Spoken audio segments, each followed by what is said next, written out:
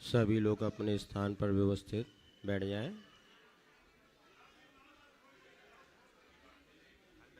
ओम नमः सिद्धेभ्यः। बोलिए ओम नमः सिद्धेभ्यः। ओम नमः सिद्धेभ्यः।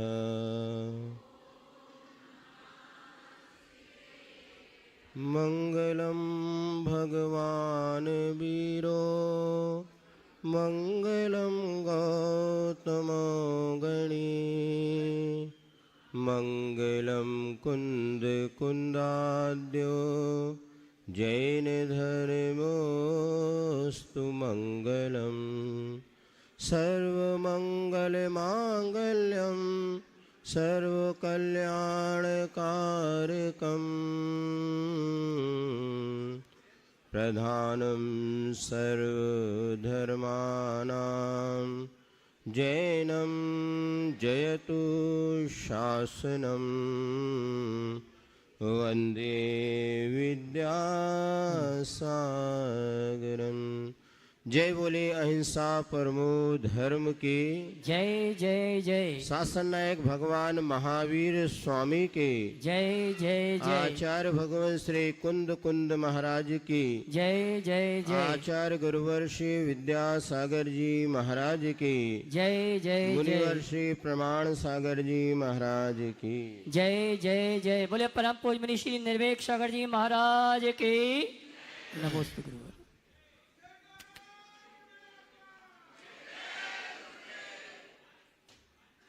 सभा को मंगलमय बनाना है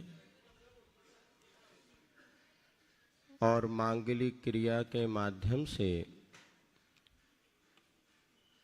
प्रारंभ किया जा रहा है और निवेदन किया गया कि दीप प्रज्वलन का कार्य संपन्न किया जाए। मुख्य अतिथियों के माध्यम से उस कार्य को पूर्ण किया जाना है और वह पास में रखी हुई माचिस की तीली के माध्यम से उस दीपक को प्रज्वलित करने का प्रयास किया जा रहा है। एक सज्जन ने तीली को जलाया और वह बुझ गई। दूसरे ने जलाया तो भी बुझ गई और वह दीप प्रज्वलन का कार्य जो कि मांगलिक क्रिया के रूप में होना था हो नहीं पा रहा है। आखिर क्या कारण है? ऊपर की ओर देखा तो पता चला अभी यह बाधक कारण का सद्भाव है। एक व्यक्ति ने जाकर के उस पंखे की बटन को बंद कर दिया। फिर जैसे ही दीप बाती तीली को जलाया गया और वह दीप प्रज्वलन का कार्य पूर्ण हुआ। बात समझ में आई। साधक कारण का तो सद्भाव है, किंतु बाधक कारण का जब तक अभाव नहीं होगा तब तक कार्य की उपलब्धि होने वाली नहीं है।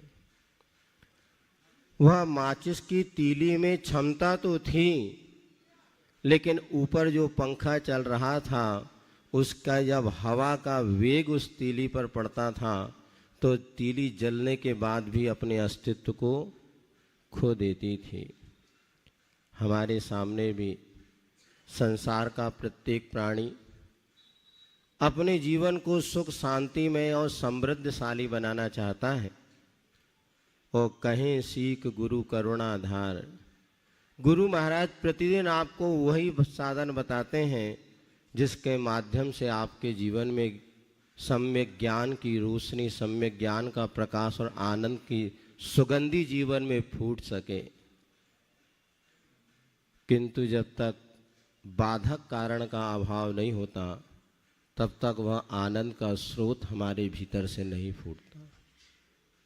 आनंद और सुख की खोज करने के लिए हमें कहीं बाहर नहीं जाना, वो तो हमारे भीतर ही है, किंतु बाधक कारण का हमें अभाव करना होगा। तो एक प्रसंग आज आपके समक्ष रखना चाहता हूं। 5 पाप जो हैं ये हमारे सुख की प्राप्ति में बाधक कारण है। आचार्य उमा स्वामी महाराज ने तत्वार्थ सूत्र के 7वें अध्याय में इस बात की स्पष्ट घोषणा की है कि 5 पाप क्या है।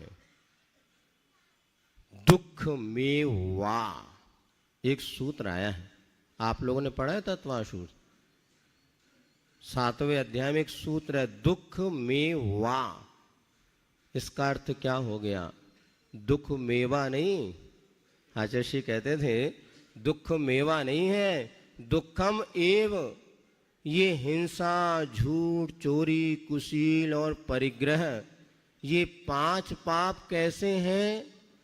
दुख ही है। आई बात समझ में? 5 पाप कैसे हैं? दुख ही है और दुख को ही देने वाले हैं। इसलिए यदि सुख चाहते हो तो 5 पाप को छोड़ दो। जानते हैं आप लोग 5 पाप कौन से होते हैं? हिंसा, झूठ, चोरी, कुशील, परिग्रह। 5 पाप का स्वरूप भी आपको पता होगा। किसी को कष्ट पहुंचाना हिंसा है। नियम ले लो, मैं किसी को कष्ट नहीं पहुंचाऊंगा। महाराज बात तो आपकी सब सही है कि 5 पाप दुख के कारण हैं, समझ में तो हमें भी आता है, किंतु फिर भी लगता है कि 5 पाप छोड़ना बहुत कठिन है और 5 पाप करना बहुत सरल है। बोलो भैया, 5 पाप छोड़ना कठिन है कि सरल है? बोलो। शंका समाधान में आप तो पूछते हैं, एक आध हमारी शंका का समाधान आप ही कर दो। 5 पाप छोड़ना कठिन है कि सरल है? सरल है तो फिर छोड़ क्यों नहीं रहे बताओ? झूठ बोले कौआ काटे। 5 पाप छोड़ना बहुत कठिन लगता है, क्योंकि हमारी दृष्टि ऐसी बन चुकी है कि धर्म करना बहुत कठिन और अधर्म करना बहुत सरल है। धर्म करना कठिन है कि सरल है? एक ही बोल रहे, तुम रहने दो, बाकी इधर से पूछो। धर्म को हमने कठिन मान लिया, लेकिन वास्तव में धर्म करना बहुत सरल है। और पाप करना बहुत कठिन है, क्योंकि पाप जो है दुख का ही कारण है। मैं किसी को मारूंगा ये हिंसा है, और मैं आज किसी को नहीं मारूंगा ये अहिंसा है। मारना अधर्म है और नहीं मारना धर्म है। बोलो भाई कौन सा सरल है? आज किसी की पिटाई लगाऊंगा ये सरल है कि आज मैं किसी को दुख नहीं पहुंचाऊंगा ये काम सरल है? बोलो कौन सा सरल है? मैं आज किसी को दुख नहीं पहुंचाऊंगा, डोंट माइंड, कोई ज्यादा चिंता की बात नहीं। आज मैं झूठ नहीं बोलूंगा, ये काम कठिन है कि आज मैं झूठ बोलूंगा और पड़ोसी को उल्लू बनाऊंगा, ये काम कठिन है? बोलो। आज मैं झूठ नहीं बोलूंगा बहुत सरल है, क्योंकि एक झूठ बोलने के पीछे आपको पहले घंटों प्लानिंग करनी पड़ेगी, और बहुत कठिन काम है झूठ बोलना। झूठ नहीं बोलना बहुत सरल है। चोरी करना, बताओ, चोरी करना सरल है कि चोरी नहीं करना? नहीं करना सरल है। चोरी करने के पीछे देखो बहुत पहले प्लानिंग बनानी पड़ती, और चोर को साल भर भी बाद में अगर पुलिस के सामने खड़ा हो जाए तो कांपने लगता है। 5 पाप नहीं करना बहुत सरल है। कुशील पाप, पर स्त्री, जैसे अपन कहते हैं, रावण की पत्नी कौन थी? मंदोदरी। और राम की पत्नी कौन थी? सीता। और हम अपनी पत्नी में ही संतोष रखेंगे, अन्य स्त्रियों के अन्य पुरुष के साथ राग रंग नहीं करेंगे, ये बहुत सरल है। किंतु हम पड़ोस अड़ोस पड़ोस के साथ राग रंग करेंगे, वो बहुत कठिन है। रावण की क्या दशा हुई थी आपको पता है। अपनी मंदोदरी को छोड़ के जब सीता के पीछे वो भगा तो कहाँ चक्रवर्ती को भिखारी बनना पड़ा। जब सीता जी का अपहरण हुआ तो क्या बन के हुआ, भिक्षुक बन के गया था द्वार पर, और भिक्षाम देही 3 बार याचना करी। किसने, वो चक्रवर्ती जिसके सोने की लंका, सुन रहे हैं आप लोग, सोने की लंका जिसकी थी वो चक्रवर्ती भी। और जब कुशील पाप की में फंस गया तो भिक्षुक बन गया। और क्या दशा हुई आपको पता है, 1 लाख पूत 1.25 लाख नाती, ता रावण कर दिया ना बाती। यदि वही रावण संकल्प कर लेता मुझे किसी परिस्थिति से कोई विकल्प नहीं, तो धर्म होता, अधर्म से वह बच जाता। परिग्रह जोड़ना सरल है कि परिग्रह नहीं जोड़ना। आज मैं कोई भी परिग्रह नहीं इकट्ठा करूंगा, बहुत सरल है। आज मैं 1 लाख रुपया इकट्ठा करूंगा, अब देखो पसीना आ जाएगा दिन भर में। तो धर्म करना बहुत सरल है, लेकिन हमने धारणा क्या बना दी कि अधर्म करना सरल है, धर्म करना तो बहुत कठिन है, इसलिए हम धर्म से दूर भागने लगे। और धार्मिक क्रियाओं को हमने दुख का कारण समझ लिया। लेकिन वास्तव में धर्म सर्व सुखा करो हित करो, धर्म के जैसा कोई दूसरा हमारा मित्र नहीं है, और धर्म के समान कोई हमारा दुनिया में सुख देने वाला नहीं है। तो 5 पाप करना अधर्म है, और 5 पाप नहीं करना तो किसको छोड़ना है बोलो। यदि दुख से बचना चाहते हो तो 5 पाप करना छोड़ दो। महाराज प्रवचन में तो बहुत बात समझ में आती है कि जैसे पंडाल के बाहर निकलो तो लगता मंदिर की बात मंदिर में और घर की बात मंदिर की बात घर में लेके तो गड़बड़ हो जाएगा। नहीं, इस गुरुओं की धर्म की बात को घर ले जाएंगे तो आपका घर भी गृहस्थ आश्रम सार्थक हो जाएगा। तो 5 पाप छोड़ने का मन पक्का बना लो। तो मुनि महाराज जो होते हैं वो 5 पाप का पूरी तरह त्याग करते हैं, और गृहस्थ जो होता है 5 पाप का पूरा त्याग नहीं करता, किंतु थोड़ा थोड़ा वह उसका त्याग करता ही है। तो महाराज बनना हो तो बहुत अच्छा है भैया, 5 पाप का पूरा त्याग करोगे तो दुखों से मुक्ति मिलेगी। लेकिन यदि 5 पाप का पूरा त्याग नहीं कर पाते तो थोड़ा थोड़ा करने का तो मन बना लो। संकल्प पूर्वक मैं किसी जीव की हिंसा नहीं करूंगा। सरल है कि कठिन है बोलो ये नियम लेना। जितने लोग आज प्रवचन सुन रहे हैं, क्या ये नियम ले सकते कि जानबूझ करके हम किसी को नहीं मारेंगे? कठिन है क्या? नहीं है, बहुत सरल है। किसी को मर जाए तो अलग बात है, मैं जानबूझ करके नहीं मारूंगा। आप चल रहे हैं देख करके चल रहे हैं, कोई बात, जीव को बचा, फिर भी कोई जीव मर जाए तो वो मेरा नहीं। जितना हमसे शक्य उतना तो कर पाएंगे। मैं ऐसा झूठ नहीं बोलूंगा कि किसी के प्राण निकल जाए, किसी को फांसी हो जाए। क्या ऐसे झूठ का हम त्याग कर सकते हैं? कर ही सकते हैं, वकील भी कर सकता है, क्योंकि जरूरी नहीं कि वो उसको ऐसा झूठ बोले कि सामने वाले को फांसी हो। मैं ऐसी चोरी नहीं करूंगा कि जिससे किसी के जीवन में प्राण संकट में पड़ जाए, क्योंकि धन एवं प्राण, धन को भी प्राण कहा है। जब आप किसी का धन चुराते हैं तो उसको लगता है कि मेरे प्राण ही चले गए।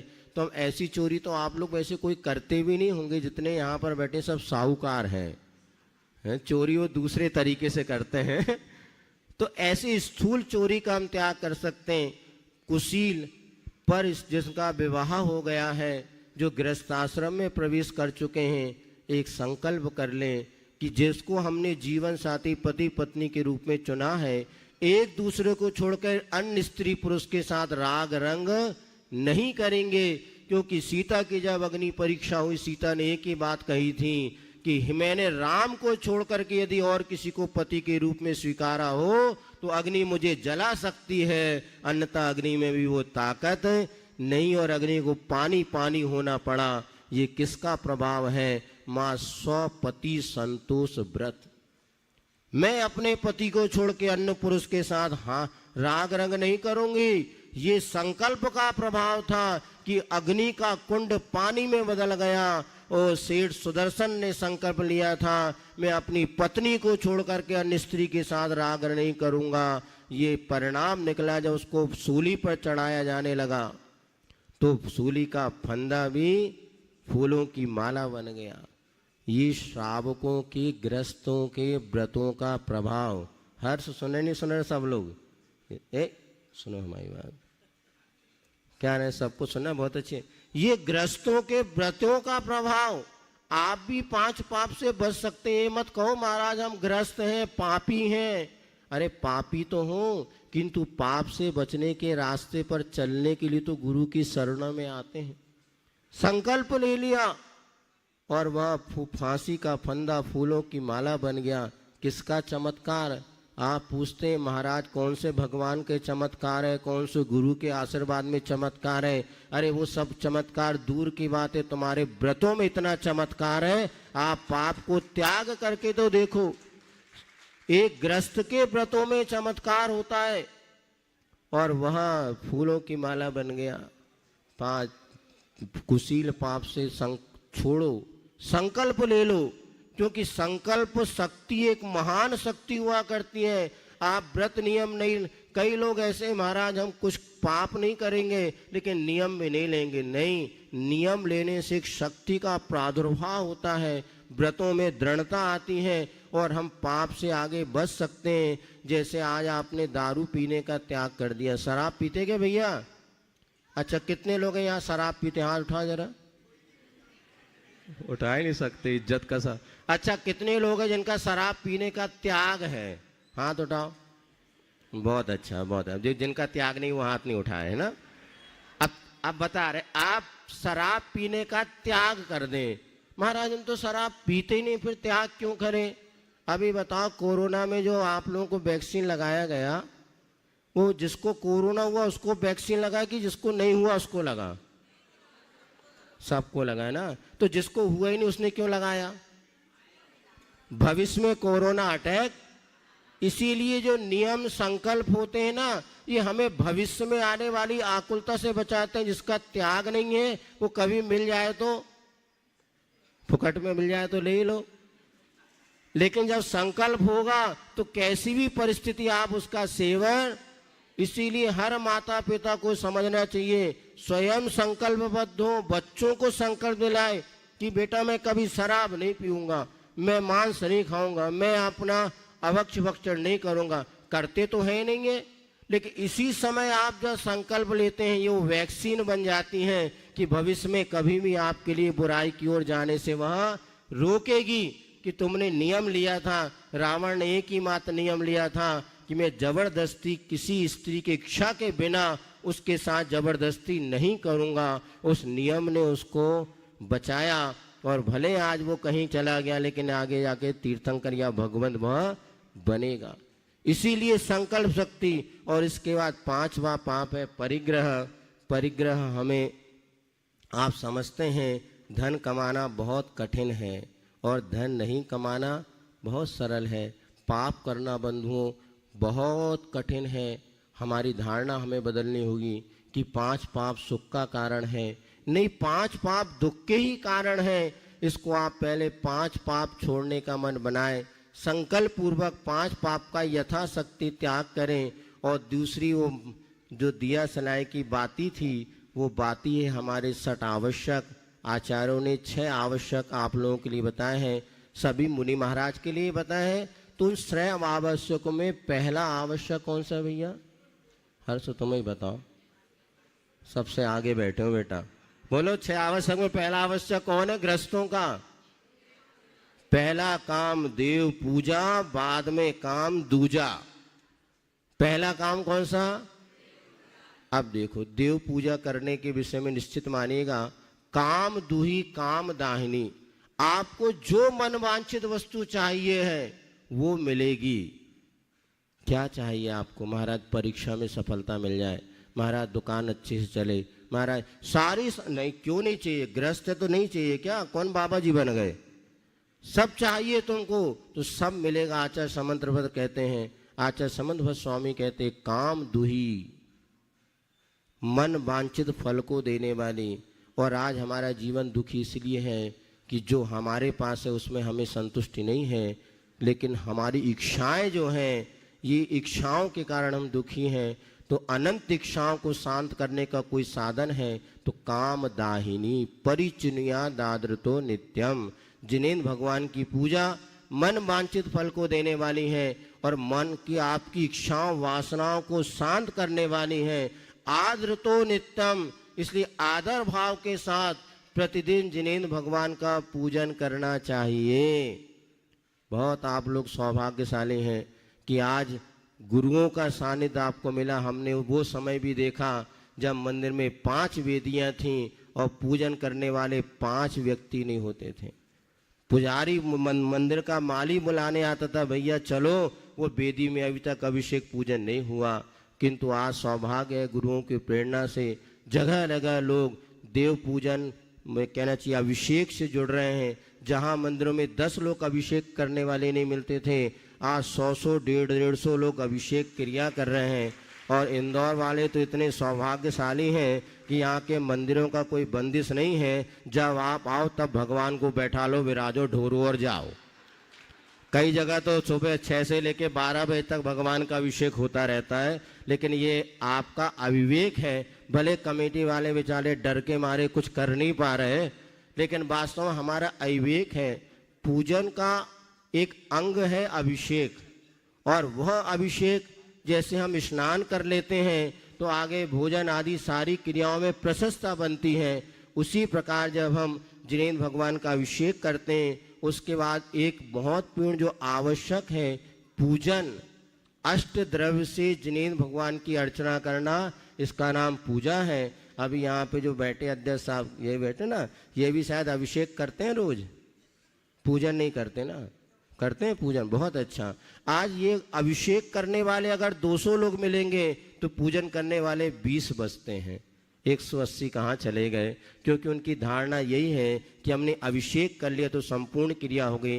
वास्तव में अभिषेक पूजा विधि का एक अंग है। जो पूजा हमें मनवांछित फल को देने वाली है, हमारे अशुभ कर्म के क्षय का कारण है और हमारी तृष्णाओं को शांत करने वाली है। ऐसे पूजन का एक अंग अभिषेक है। उस अभिषेक क्रिया को हम करते ही हैं, लेकिन उसके साथ साथ जब हम पूजन को करेंगे तब हमारा वो पहला आवश्यक पूर्ण होगा। इसलिए इंदौर में ये तो हमने देखा कि लोगों को अभिषेक के प्रति बड़ी आस्था है और लोग अभिषेक करते हैं, शांति धारा करते हैं, करना ही चाहिए। लेकिन इसके बाद अगर आप एक पूजन भी करते हैं, शांति पाठ और विसर्जन करते हैं, तो आपकी पूजा में आपको 100 में से 100 नंबर मिलेंगे। अन्यथा 20 नंबर मिल गए, 80 नंबर में आप फेल हो गए। इसलिए हर अभिषेक करने वाले व्यक्तियों से, पुरुषों से हमारा कहना है कि आप अभिषेक करने के बाद 10 या 12 मिनट में बहुत अच्छी तरीके से आप एक पूजन कर सकते हैं। पूजन जरूर करें, मन बनाए, धारणा बनाए कि मैंने अभिषेक किया है तो अब मुझे पूजन भी करना है। देखा देखी ना करें, वो तो अभिषेक करके चले गए और नीचे सीढ़ी पर खड़े होकर के आधे घंटे बातों करने में निकाल देते हैं, किंतु 10 मिनट अच्छे से पूजन नहीं कर पाते। क्योंकि हमारी धारणा है कि हमने अभिषेक करना और घर जाना है, हमारे बाप ने हमें यही सिखाया, हमारे दादाजी ने ये सिखाया और हम वही करके कर। नहीं, जो अभिषेक करते हैं पूजन जरूर करिएगा, जिससे हमारे जीवन में हमारे दुख दूर हों, सुख का मार्ग मिले।